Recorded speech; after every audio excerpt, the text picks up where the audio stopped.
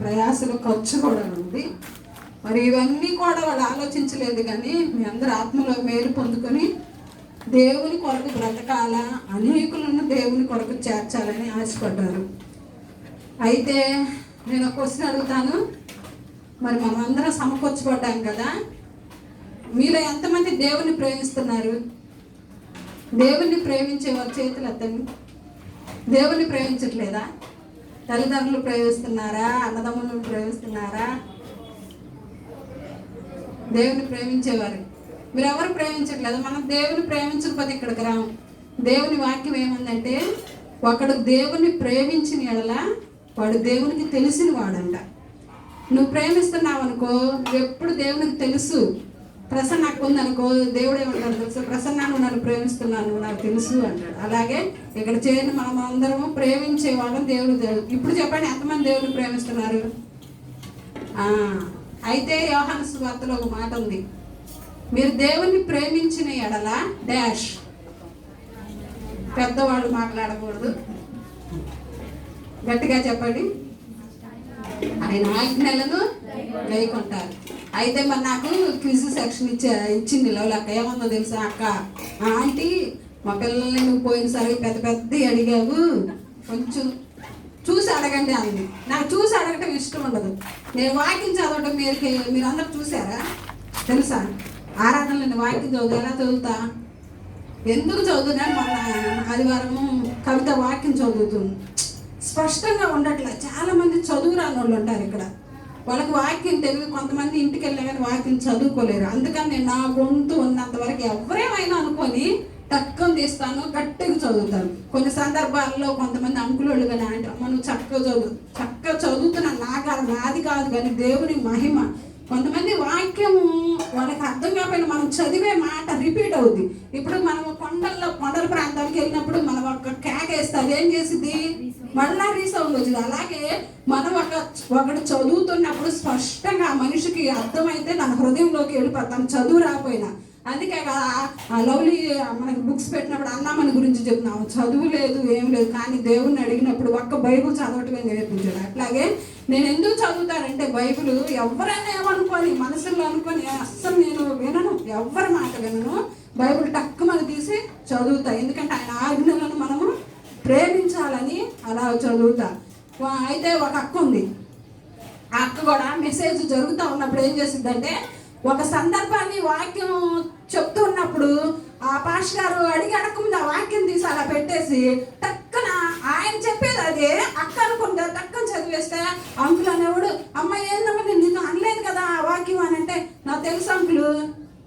ఎందుకంటుంది అక్కలా అంటే, మన వాక్యాన్ని ధ్యానించగా అర్థమైపోద్ది. ఇప్పుడు అంకులు మనకు దేవుడు లోకం ఎంతో ప్రేమించాడు. ప్రేమ అంటే ఏంటంటే దేవుని ఆజ్ఞలు వేయకుండా, అది ఎక్కడుంది? యోహాను సువార్తలో. అలాగే మనం దేవుని ఆజ్ఞలను దేవుని వాక్యాన్ని ఎంత చదువుతామో అది మన్నన చేసుకుంటాం, ఎవరి హృదయంలో ఉండిపోద్ది అనమాట. సరేనా? సరే, ఇప్పుడు క్విజ్ అడుగుతాను.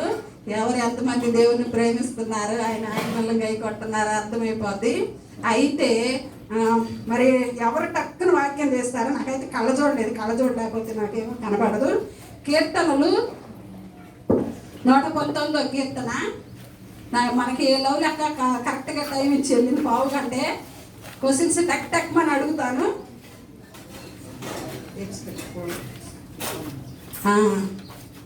119వ కీర్తన. మనం ఆయన ధర్మశాస్త్రాన్ని మనం ధ్యానిస్తే వృద్ధుల కంటేను శత్రువుల కంటేను విశేష జ్ఞానం ఇస్తాడు. ఎక్కడుంది? సరే, ఒక్కళ్ళు చదవండి పెద్దగా, ఫాస్ట్గా. నీ శాసనములను నేను ధ్యానించుచున్నాను. బోధకుల కంటే ఎలా కలిగిద్ది? ధ్యానించినప్పుడు. తర్వాత నీ ఉపదేశం నేను లక్ష్యము చేయుచున్నాను. వృద్ధుల కంటే విశేష జ్ఞానం.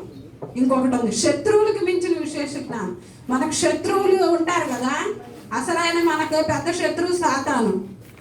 వాళ్ళని మన మనుషులు శత్రువులైన జయించాలంటే ఆయన ఆజ్ఞలను ఆయన ధర్మశాస్త్రాన్ని మనం ధ్యానించాలి. అందుకే కీర్తన గ్రంథంలో మనకు మొట్టమొదటి కీర్తనలో యెహోవా ధర్మశాస్త్రం ఆనంద దివారాత్రం దాన్ని ధ్యానించేవాడు ధన్యుడు అట్టివాడు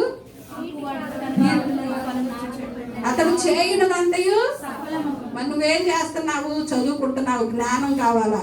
కొంతమంది తెలియని మనుషుల మధ్యలోకి వెళ్తావు, వాళ్ళ దగ్గర జ్ఞానం కావాలా. అవన్నీ తెలుసుకోవాలంటే మనం యెహోవా ధర్మశాస్త్రములను ఆనందించాలి. సరే, చిన్న ప్రార్థన చేసుకుందాము.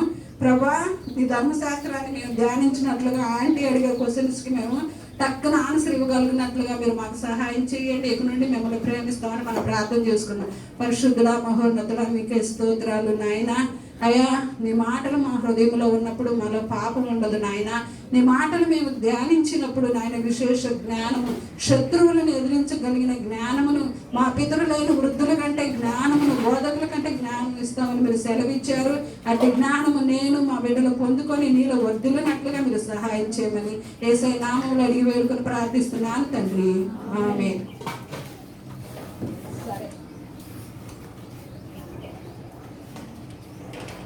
మొట్టమొదటి క్వశ్చన్,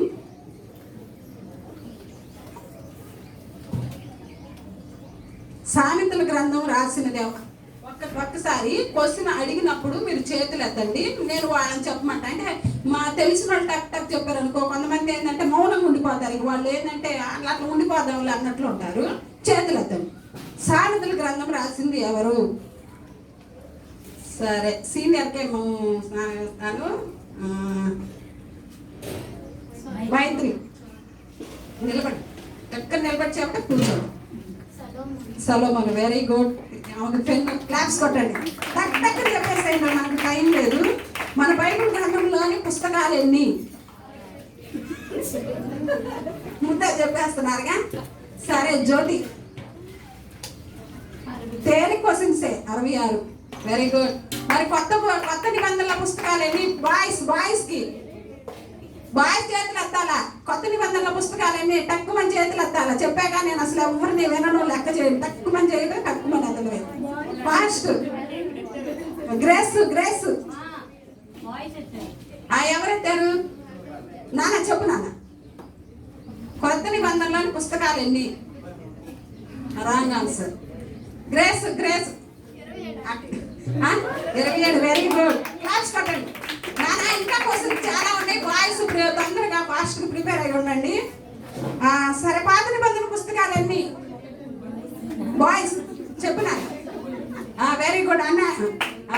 బాబు చెప్పాడు.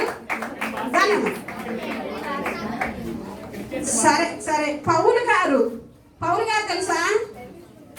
పౌలు గారు మరి నేను ఒకరి మీద ఆధారపడిన దేవుని సేవ చేస్తూ ఏ వృత్తి చేసేవాడు? ఆన్సర్. సరే, ఈ క్వశ్చన్ ని నేను తీసేస్తున్నాను. అలా చెప్పకూడదు. సరే, కానీ తెలుసుకోవాలి. పౌలు గారు సేవ చేస్తూ ఎవరి మీద ఆధారపడకుండా ఖాళీ సమయాల్లో డేరాలు కుట్టేవాడు. డేరాలు అంటే ఇప్పుడు మనకి టెంటులు వచ్చినాయి, కానీ అప్పట్లో డేరాలు కుడతా తను అలాగా సంపాదించుకుంటూ సేవని అనే చోట్ల చేసేవాడు. సరే, అపొస్తలుల కార్యం రాసినది ఎవరు? Wrong answer. టక్కున మనకి టైం లేదు, మనకి సేవకులైన రాంగ్ ఆన్సర్. ఇదిగో అందుకే ఇంత లోతుగా మనం చదవాలి. మీరు బీటెక్లు, ఎంటెక్లు ఇవన్నీ చదువుతున్నారు, కానీ దేవుని గురించిన జ్ఞానం కావాలా. టక్కున 2 పెన్నులు ఇస్తా. 2 పెన్నులు. బాయ్స్ చెప్పండి. ఉన్నా. సరే, మనీ చెప్పాడు. మనీకి 2 పెన్నులు. క్లాస్ పట్టండి. ఇక్కడ చెప్పారు కానీ వాయిస్ భయం ఇద్దామని ఇచ్చాను. ఇదిగా నాన్న, నీకు ఒకటి నువ్వు చెప్పావులే. అపొస్తలుల కార్యం రాసింది లోకా గారు. లోకాసు వార్త రాసిన లోకా గారే అపొస్తలుల కార్యం రాశాడు. తెలియకపోతే టిక్ పెట్టుకొని కొంచెం రాసేసుకోండి. సరే, బైబిల్లో యేసు ప్రభు వారు చనిపోతే చాలా మందిని బ్రతికించారు. కొంతమందినైనా మీరు చెప్పగలగండి ఎవరెవరు బ్రతికిన వాళ్ళు. సరే, ఐషు 2 పేర్లు. ఇంకొకటి చెప్పు. అలా చెప్పకూడదు నేను. సరే తనకు ఇంకొకరు చెప్పండి. ఇంకొకరు చెప్పండి. ఒక కుమార్తె ఎవరు? ఇది ఐషు. వచ్చేసి తీసేసుకో. సరే, మీకు చాలా తెలుస్తూ మీరు చదువుతున్నారు, ఇంకా లోతుగా చదవండి. సరే, యేసుక్రీస్తు ప్రభు అని ఎక్కడ జన్మించారు? పెద్దవాడని ఎవరిని అడగను. ఆమె వేస్తారు, నిలబడి చెప్పిన టక్కుని చెప్పేసి. Very good. సరే, యేసుక్రీస్తు రెండు ఉన్నాయి నాన్న. యేసుక్రీస్తు రెండు ఉన్నాయి, వాటికి అర్థాలు. యేసు అనగా హెప్సీ. హెప్సీ మీ పెద్దోళ్ళకి లేదు. హెప్సీ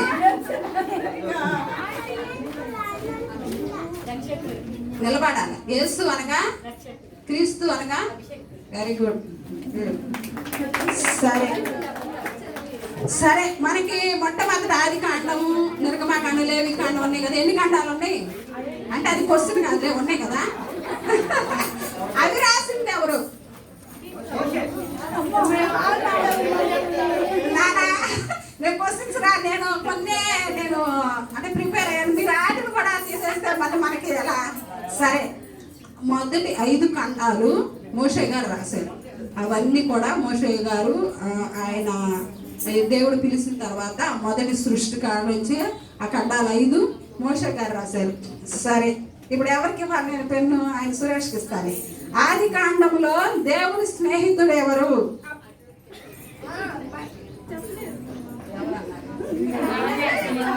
అరే అది సిరు.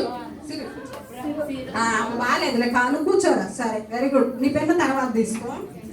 సరే, మీరందరూ మీ సీనియర్స్ ఆగండి అమ్మా. మీకు లెక్కలు చెప్తాను, మీరు పెట్టిస్తాను. సరే సరే, యేసు ప్రభు వారిని ఎన్ని వెండి నాణ్యాలకు అమ్మి వేశాడు? క్వశ్చన్ అది. ఎన్ని వెండి నాణ్యాలకు అమ్మి వేశాడు? ఎవరు అమ్మి వేశారు?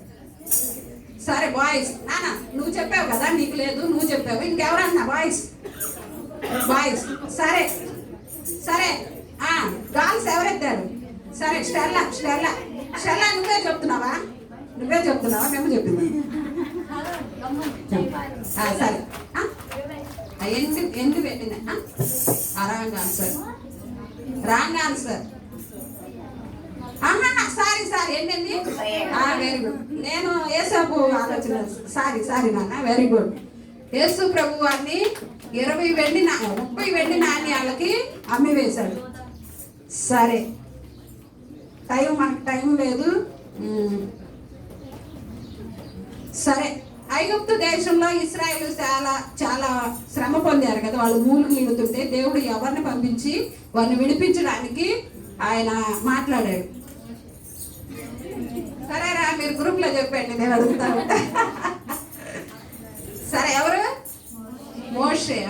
మోషేని దేవుడు ఎన్నుకున్నాడు. సరే, బైబిల్లోని అతి పెద్ద అధ్యాయము ఏది? ఫస్ట్ లో అందరికీ తెలుసు. నువ్వెందుకు ఆవేశపడుతున్నావు? సరే, కీర్తనలు 119. దావీదు చంపిన వ్యక్తి ఎవరు? అతడికి ఎంత హైట్ ఉన్నాడు? సరే, ఏమంటే నువ్వు లేకపోతే నవన్య. సరే, వెరీ గుడ్. నీకు పెన్ ఇవ్వలేదు కదా, అది ఆమె కూడా చేసి. సరే, ఇక నేను ఇవి అయిపోయింది. వాక్యాలు చెప్తాను, దాన్ని డాష్ ఖాళీలు పూరించిన. దేవుడు లోకమును డాష్ మృతులని. సరే, మనుషుడు రొట్టె వలన మాత్రము కాదు డాష్ వలన. సరే, యెహోవా నా కాపరి, నేను నిజమైన. భూమి ఆకాశము గతించును గాని. Very good. మీరు డాష్ ఆలయమై ఉన్నారు. Very good. దేవుని హృదయానుసారుడు ఎవరు? Very good. అయితే నేను ఎందుకంటే గ్రూప్లో అడిగాను అంటే అందరికీ తెలుసు, మీరు అందరు బైబిల్ చదువుతున్నారు తెలుసు. ఇంకా చాలా లోతుగా చదవని వాళ్ళు ఎవరున్నారో వాళ్ళు ఇంకా లోతుగా చదివితే దావీదు అంటాడు కదా, నేను పాపంలో పడకుండానట్లుగా నీ వాక్యం నా హృదయంలో. అంకుల్ చెప్పాడు కదా, ఆ యొక్క పాప ఎలాగూ ఆ తల్లిదండ్రుల మాట వినకుండా తను ఎలాగో అయ్యో, అందుకే ఆ సామెతలు అంటే అయ్యో నేను ఉపదేశకుల మాట నేను సమాజ మధ్యంలో ఉన్నాను, కొంచెమే నాకు బలమైపోయింది అన్నట్లుగా మీ యవ్వన జీవితాల్లో అలా ఉండకుండా దేవుని మాటలు మన హృదయాల్లో చోటిస్తే ఆ మాటలే మనల్ని హెచ్చరిస్తూ ఉంటాయి, ఆ మార్గానికి వెళ్ళవద్దు అని హెచ్చరిస్తూ ఉంటాయి. సరే నాన్న, మీ అందరికి ఎవరికి పెళ్ళిళ్ళు రాలేదు వాళ్ళందరికీ కూడా